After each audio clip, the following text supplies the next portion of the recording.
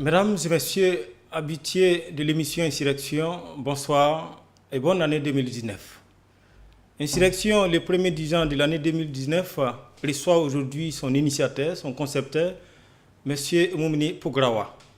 Et avec lui, nous allons tourner autour des questions essentielles qui dominent l'actualité politique et sociale du Burkina Faso. Vous êtes sans ignorer ce qui s'est passé le 1er et le 2 janvier au Burkina Faso. Alors, à Yirgou, un village situé au centre-nord du Burkina Faso, a subi une attaque terroriste le 1er et le 2 janvier dernier, et des représailles s'en est suivi, et plus de 47 morts. Alors, bonsoir, Monsieur le Président. Bonsoir, Monsieur Badini. Et vous avez suivi avec nous ces événements qui ont eu lieu dans notre pays, le Burkina Faso. On peut même dire que c'est la première fois depuis que ces attaques ont cours dans ces pays que des événements de ce genre se produisent. Alors vous qui êtes au parfum des choses, comment peut-on expliquer ce phénomène? Alors, merci M. Badini. Je voudrais déjà d'entrée de jeu présenter mes vœux les meilleurs à tous les Burkinabés du monde, donc Burkinabés de l'intérieur comme Burkinabés de l'extérieur, que l'année 2019 soit une année de prospérité, de santé, de succès, de sécurité, de paix, n'est-ce pas, pour notre pays. Mais en même temps, je m'avais aussi m'incliné devant la mémoire de tous nos compatriotes tombés, tous nos soldats tombés durant cette année 2018 qui vient de s'achever, et aussi au regard des événements récents que nous avons connus, vraiment m'incliner devant la mémoire des personnes qui sont décédées, et aussi souhaiter prompt établissement aux nombreux blessés. Alors, effectivement, quelle est ma lecture de la situation? Je dirais que si j'étais le chef de l'État, si j'étais à sa place, moi, président, ce que j'aurais fait, après 2 années de lutte âpre contre le terrorisme, je ne dirais pas que j'aurais imaginé une solution miracle, mais j'aurais pris des décisions courageuses. Peut-être souvent, peut-être impopulaires, je dirais, mais je ne dis pas que le président actuel ne prend pas de décisions courageuses, je ne dis pas ça, mais à sa place, j'irai encore plus loin. Je vous donne un exemple. À partir du moment où il est clairement établi et constaté un dysfonctionnement au niveau de l'appareil sécuritaire, il y a des décisions courageuses à prendre à ce niveau. Premièrement, je pense qu'au niveau de la haute hiérarchie militaire, il doit y avoir un chamboulement total. À sa place, j'aurais reformé tout l'appareil sécuritaire. Déjà, en commençant par les hommes. Je pense que le chef de l'État doit prendre son courage à 2 mains pour essayer de voir sa formule de casting au niveau, bien entendu, du haut commandement. Donc, à sa place, j'aurais commencé déjà par changer les hommes. Ensuite, vous savez très bien que la question de logistique, n'est-ce pas, se pose au niveau des FDS. Donc, je pense que l'État est en train de faire des gros efforts. Et lorsqu'on regarde même la toute dernière loi des finances, vous allez voir que le portefeuille, le budget alloué à la question sécuritaire a été augmenté. Donc, pour dire que le gouvernement veut prendre les mesures et se doter des moyens nécessaires afin de doter nos FDS du matériel conséquent afin de pouvoir juguler ce fléau-là. Donc, premièrement, d'abord, il y a les hommes. Il faut une réforme profonde au niveau de l'appareil sécuritaire. Donc, en commençant par les hommes, bien entendu, en pensant aussi à tout ce qui est logistique, acquérir d'abord de nouvelles techniques de renseignement. Vous savez, ce que les gens ignorent, c'est que moi, Moumini Pougrawa, j'ai fait le renseignement avant d'être ce que je suis aujourd'hui, homme d'affaires. Et oui, j'étais un agent de renseignement lorsque j'ai commencé à me jeter donc dans la vie active. Quand je dis l'enseignement, c'est dans le renseignement privé pour les entreprises. Et c'est par là que j'ai commencé mes activités. Donc je sais ce que c'est que le renseignement. Et je pense que le renseignement est très important dans la lutte contre le terrorisme. Voilà. Et je crois que le gouvernement doit encore mettre beaucoup d'efforts et de moyens, n'est-ce pas, afin de... c'est vrai qu'il y a l'ANR qui existe, donc l'Agence nationale du renseignement, qui fait un travail déjà formidable, mais il faut aller, n'est-ce pas, plus loin en dotant de l'ANR d'outils modernes et fiables en termes de recherche de renseignement. De façon immédiate et concrète. Vous savez, ce qui s'est passé à Yirgou, c'est très grave. Bien entendu. Parce que ça a même fragilisé les tissus sociaux. Absolument. Donc, qu'est-ce qu'il faut faire Moi, je pense que, immédiatement pour au moins se ramener à la absolument. En dehors déjà de tout ce qui est question solution opérationnelle, si je peux m'exprimer ainsi, il y a aussi le volet social. Il y a le volet social parce qu'on ne peut pas venir à bout de ce phénomène-là par les armes. Ce n'est pas possible. Il y a, n'est-ce pas, la solution des armes, mais il y a aussi le côté social. Et je pense que le gouvernement a bien compris cela. Je tire le chapeau au gouvernement qui a lancé un vaste programme donc, pour le Sahel. Et je pense que c'est un programme qui a commencé à dérouler. Et donc, on est obligé de partir avec ces deux solutions-là. Mais je dis, le problème fondamental, c'est le problème des hommes.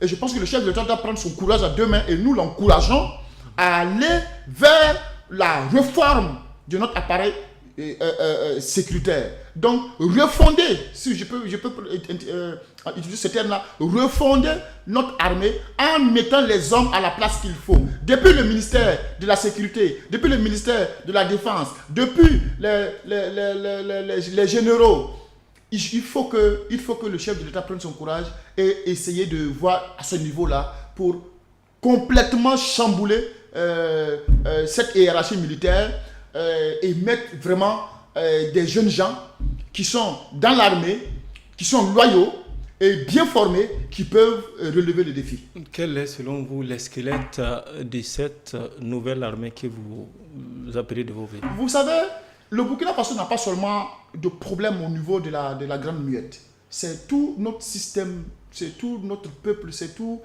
notre manière de vivre qui est en crise aujourd'hui.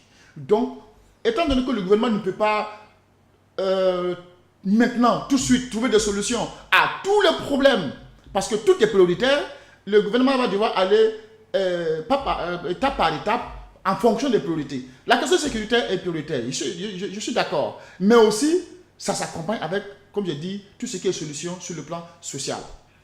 Donc, déjà, je pense que sur le plan sécuritaire, on prend des décisions courageuses, déjà en reformant l'armée, en dotant à l'armée du matériel moderne pour pouvoir amener à bien sa mission. Déjà, on va régler un tant soit peu ou retarder, si vous voulez, si on ne peut pas même juguler définitivement donc ce fléau-là, on va quand même avoir quand même des résultats probants. Maintenant, il faut aussi essayer de voir, c'est vrai, lorsque je regarde la nouvelle loi des finances, donc le budget de 2019 qui fait couler beaucoup d'encre d'ailleurs, je me dis que c'est bien.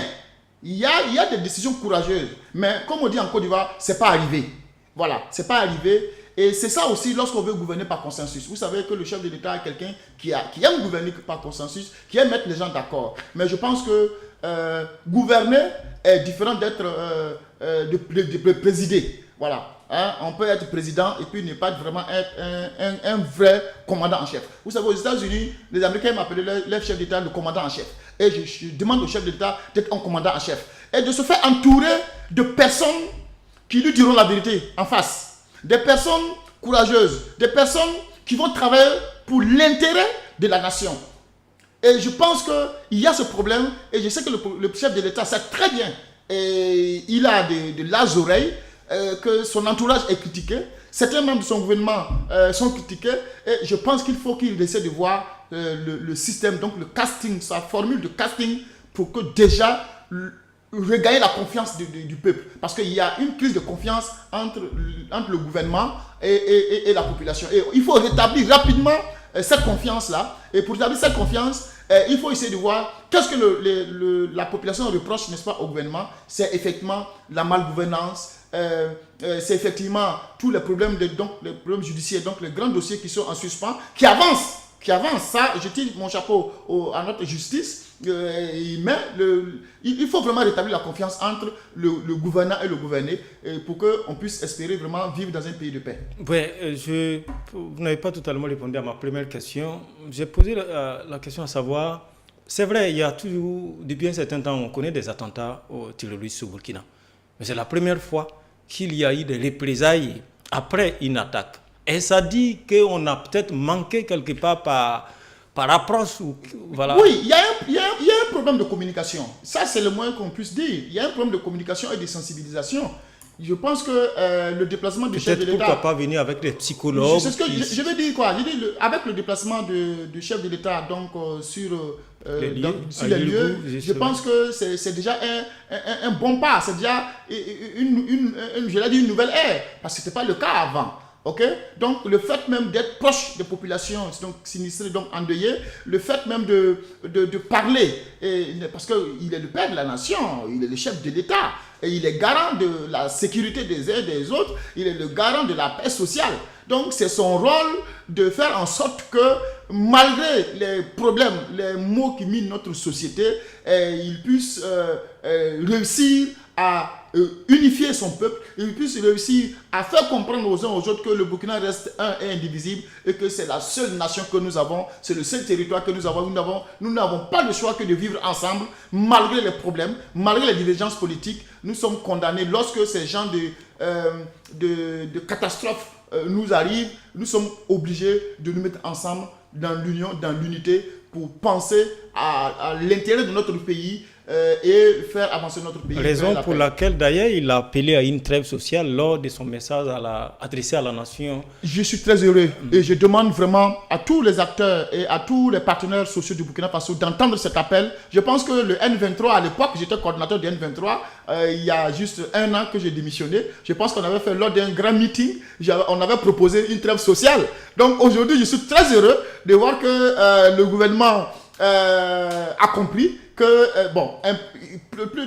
mieux vaut tard que jamais, qu'effectivement, il fallait proposer, il fallait demander, n'est-ce pas, aux acteurs sociaux, vraiment, cette trêve-là. Et je demande vraiment aux responsables des différentes associations, donc des syndicats, qu'il faut que ce soit une trêve sans condition.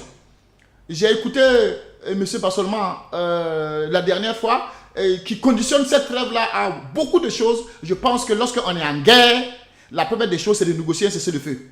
Lorsqu'on obtient le cessez-le-feu, on peut maintenant entrer en négociation pour voir comment est-ce qu'on peut faire perdurer le cessez-le-feu et aller vers la paix. Donc déjà, la trêve sociale, il faut aller vers la trêve sociale et puis maintenant aller en négociation pour les autres revendications. Mais il ne faut pas prétendre, il ne faut pas conditionner la trêve, n'est-ce pas, en disant que non, avant qu'il y ait cette trêve-là, il faut réduire le coût du carburant, il faut réduire ceci, cela. Non, je pense que allons vers la trêve sociale et maintenant, ce temps de répit va nous permettre de remettre à plat tous ces problèmes-là et nous parler. Et je pense que c'est ce dialogue-là que le gouvernement veut entamer. Et je pense qu'il y a longtemps, le gouvernement dialogue. Mais je crois que le gouvernement doit encore faire beaucoup d'efforts pour que le peuple puisse rétablir la confiance entre lui et le peuple. Espérons tout simplement que cet appel ne va pas tomber dans l'oreille d'un sourd. Mesdames et messieurs, merci M. Pograwa. Merci. Nous sommes pris par le temps parce que 13 minutes, c'est aussi vite avec vous. Hein. Vraiment merci. Félicitations aussi à vous pour votre nomination. Effectivement, j'oubliais, très chers téléspectateurs, j'ai été honoré ce matin même par le président qui m'a proposé d'être le secrétaire permanent de notre mouvement, que j'ai aussitôt accepté parce que je pense, c'est vrai, c'est un challenge, mais ce n'est pas insurmontable. Je pense que je vais me battre et avec vous, à vos côtés, merci. Et avec tous les membres de ce moment, je propose que vous vous joignez à moi pour leur dire merci, à lui, le président, ainsi que le vice-président. C'est un honneur fait à ma personne et aussi et surtout à tous les membres de ce mouvement qui se veulent galvanisateurs, qui se veulent rassemblés, qui se veulent un mouvement qui va porter haut le drapeau national du Burkina Faso. Absolument. C'est un véritable challenge et nous allons ensemble y arriver. Merci beaucoup. Merci une fois encore. C'est un plaisir d'être avec vous ce soir, partager ces moments difficiles que le Burkina Faso traverse en ce moment. Nous osons espérer que d'ici là, des petits plats seront mis dans les grands pour qu'enfin le Burkina Faso, que nous avons tous connu, que nous avons tous souhaité, va nous revenir le plus tôt possible. Merci très chère personne. Enfin, et à quoi la semaine prochaine pour un autre numéro d'Insurrection, notre vieille émission, la plus vieille de Salem TV. Merci Merci à vous. Merci beaucoup.